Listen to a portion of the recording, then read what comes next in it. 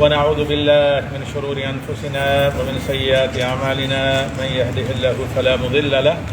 ومن يضلله فلا هادي له وأشهد أن لا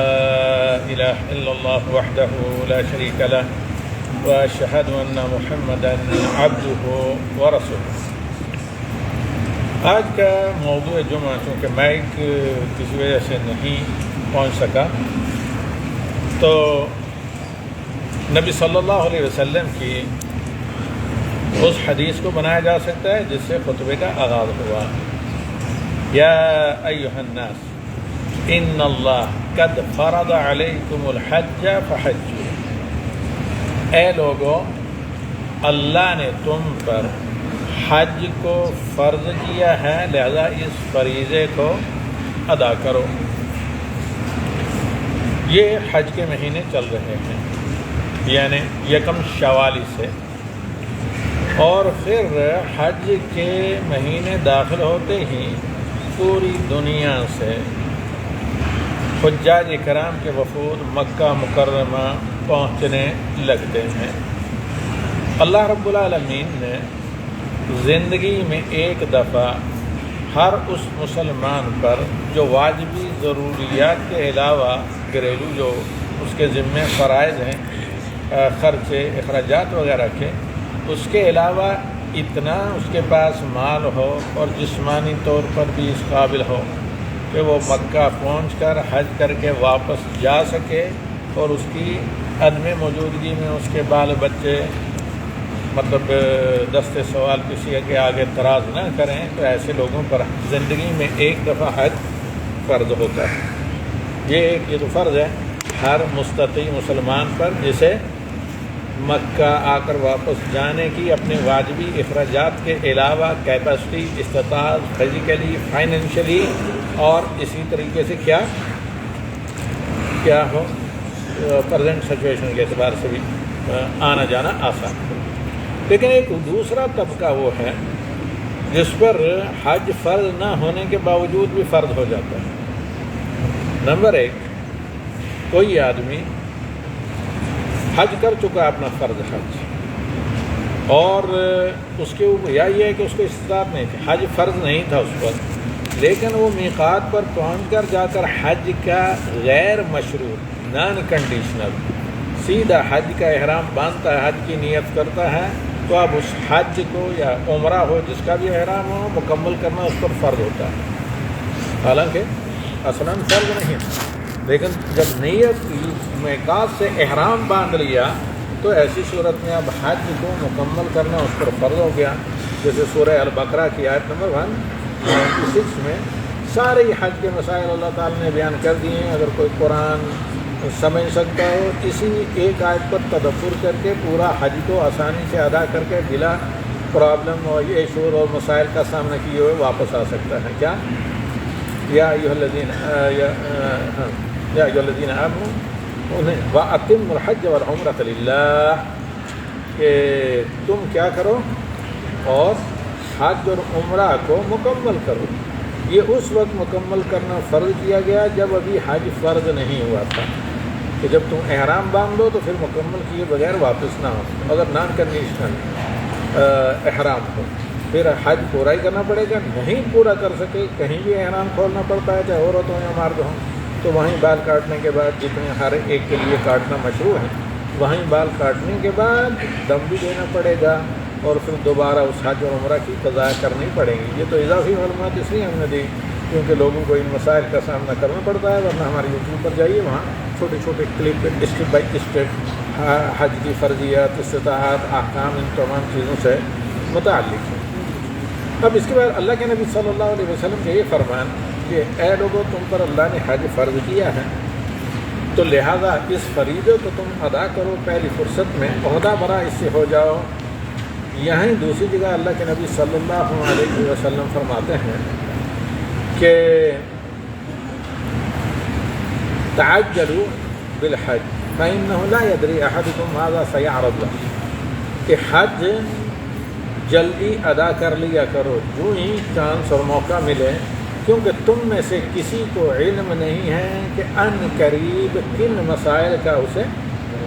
سامنا کرنا پڑے گا، کس طرح کے مسائل کا فیس کرنا پڑے گا. مطلب یہ ہے کہ آج آپ صحت مند ہیں، تندرست ہیں، کل کمزور اور بیمار ہوں. آج آپ کے پاس مال ہے، کل آپ کے پاس نہ. آج جتنے خرچے میں حج ہو سکتا ہے کل اتنی آسائش اور سہولت کے ساتھ حج نہ ہو. بہت سے مسائل، کیونکہ نبی صلی اللہ علیہ وسلم کے الفاظ جوامع الکلم، اور تو جوامع الکلم یہ نبی صلی اللہ علیہ وسلم کا فرمان ہے. اب اللہ کے نبی صلی اللہ علیہ وسلم کا یہ کہنا کہ جلدی حج کر لیا کرو جو ہی تم حج کر سکو، کیونکہ تم میں سے کسی کو پتہ نہیں کہ ان قریب کن حالات کا سامنا کرنا پڑے گا. اس میں شک نہیں کہ یہ نبوات یعنی نبی صلی اللہ علیہ وسلم کے نبیانہ معجزات میں سے ہیں یہ حدیث، بلکہ ساری کی ساری جو صریح احادیث ہے، صحیح احادیث رسول صلی اللہ علیہ وسلم. اب اس میں شک نہیں کہ ایک آدمی جو حج کی طاقت رکھتا ہے، جیسے آپ نے خطبے میں سنا، لیکن اس کے باوجود وہ پوسٹ فون کرتا ہے،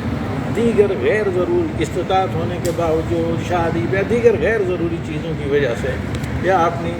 بزنس مشغولیت وغیرہ کی وجہ سے تو وہ گناہ کا ارتکاب کرتا ہے. کیونکہ یہ تکمیل اسلام ہے،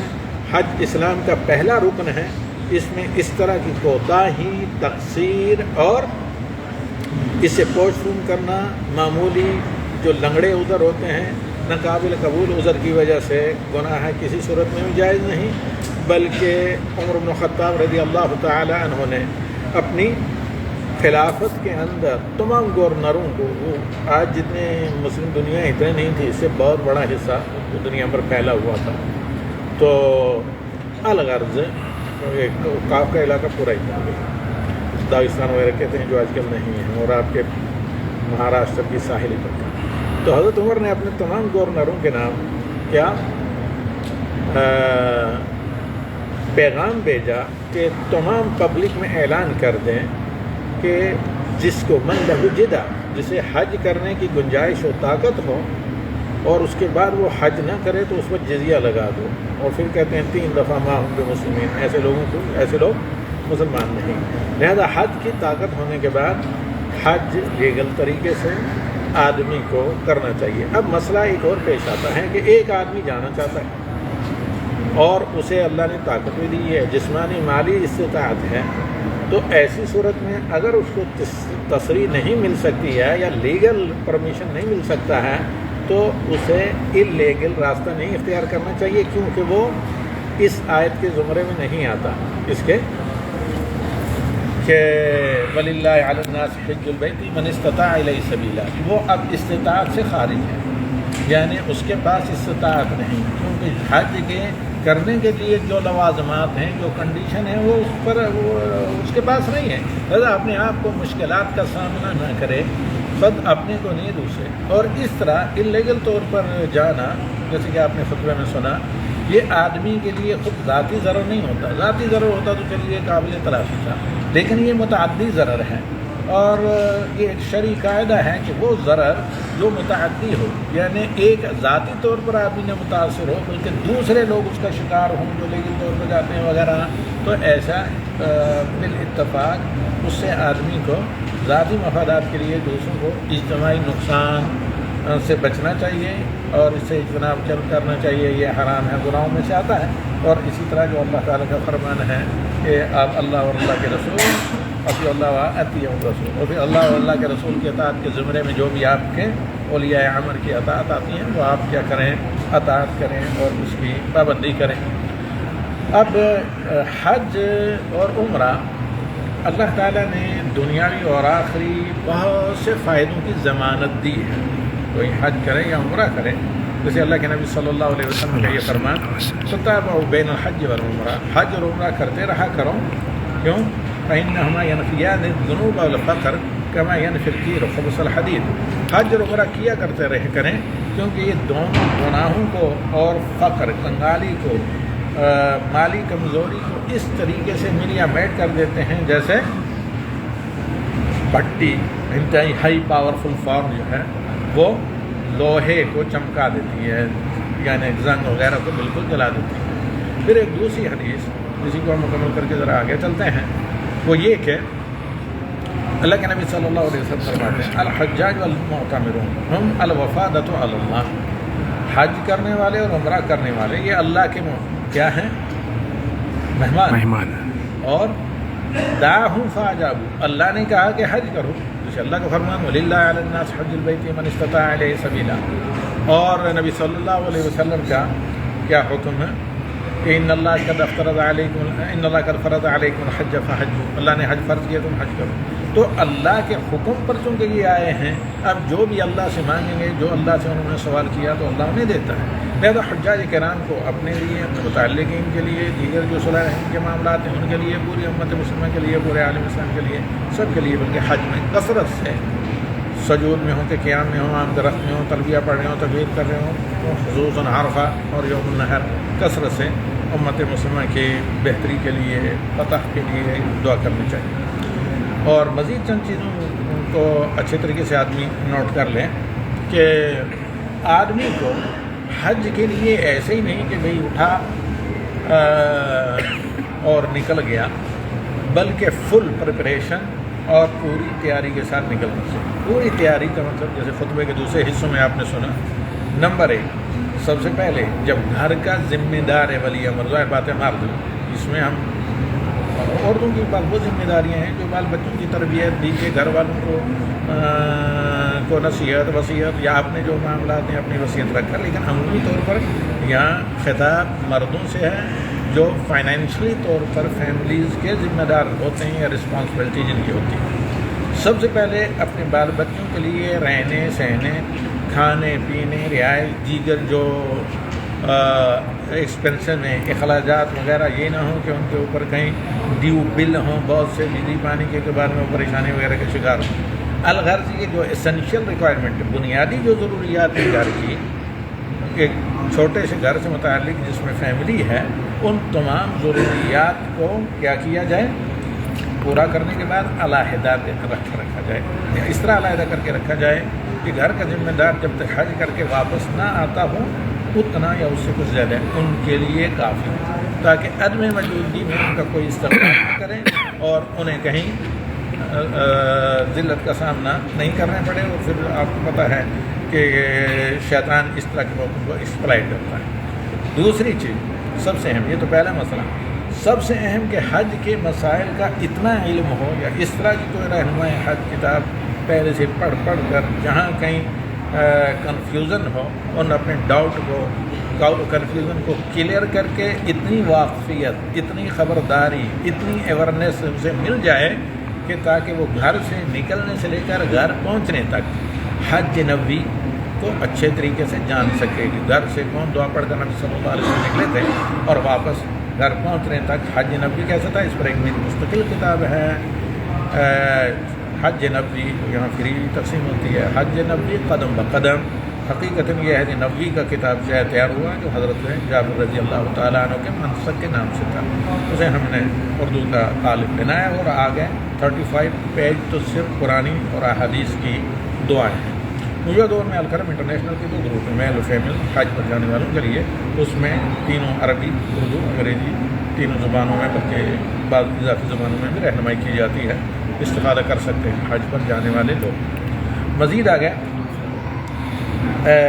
یعنی اچھی ایورنیس ہو بالخصوص حج کے مسائل میں، اور بہت آسانی سے حج سے متعلق قرآنی آیات یا نبی صلی اللہ علیہ وسلم کے حج سفر سے، یا اسی طریقے سے 1 پیج میں آپ کو اردو، عربی، انگریزی میں حج میپ مل جاتا ہے قدم بقدم، کہ آپ کو وطن سے پہنچنے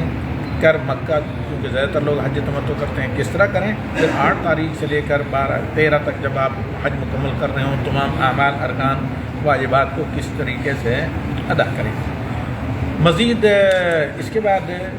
کہ آدمی کے پاس راستہ کس طرح خرچہ ہو، اور لیگل جو کنڈیشن، جو تمام ضروریات ہیں، تصریح کا حصول، اس کے علاوہ دیگر جو رولس ریگولیشن ہیں، ان تمام کو ان کو فالو کریں، کیونکہ چھوٹی سی تنگ جگہ ہے، پوری دنیا سے اتنے لوگ آتے ہیں، اور یہ جو رولس بنائے گئے ہیں یہ مصلحت عامہ کے تحت، منفع عامہ کے تحت، عام حجاج کرام کو جن کو زندگی میں مشکل سے ایک دفعہ حج کرنا نصیب ہوتا ہے، تاکہ وہ اطمینان سے کریں، ان کے لیے ضرر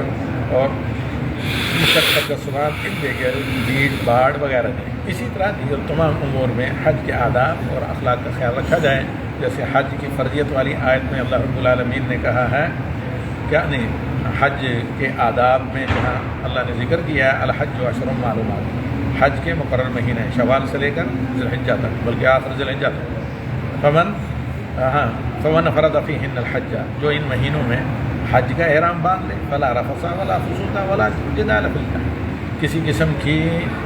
خلاف مروت حرکت نہ کریں، کسی قسم کی گالی گلوچ، لڑائی جھگڑا، فسق و فجور، الٹی سیدھی غیر ذمہ دارانہ رویہ، بات اخلاق، ان تمام چیزوں سے بچیں۔ اور جو آدمی اللہ تعالیٰ آگے کہتا ہے جو خیر کا کام کرے گا اسے اللہ جانتا ہے، اور خیر کے ہر کام پر اسے معاوضہ ملے گا۔ اور آخر میں مظلوم مسلمانوں کے لیے، جو مسلمانوں کی بے حسی کی وجہ سے مظلوم ہیں اس وقت فلسطین میں، پہلے تو وہ ایک مسئلہ پورا امہ کا تھا، اس کے بعد بھی تھوڑا سا ایک حصہ رہا، اس کے بعد بھی تھوڑا سا ایک وہ بند پریزن جیل بن گیا، اس جیل میں بھی اب ایک تھوڑا سا چند میٹر کے کلومیٹر کا حصہ رہ گیا۔ تو الغرض تو امام صاحب نے دعا کی کہ اللہ تعالیٰ ان مظلوموں کی مدد کرے، تمام مشکلات سے ان کی اللہ تعالیٰ کیا ہو مداوع کرے، ان کی دشمنوں کے ظلم سے بچائے، آمین۔ ان کے دشمنوں کو ایک ایک کر کے شمار کر کے اللہ رب العالمین سب کو ہلاک کرے، جیسے نبی صلی اللہ علیہ وسلم نے دعا کی تھی، احسن عددا وصلوا عددا ولا تغادروا كل من هو من هذا، وصلی اللہ علیہ النبی وآخر دعوانا الحمد للہ رب العالمین۔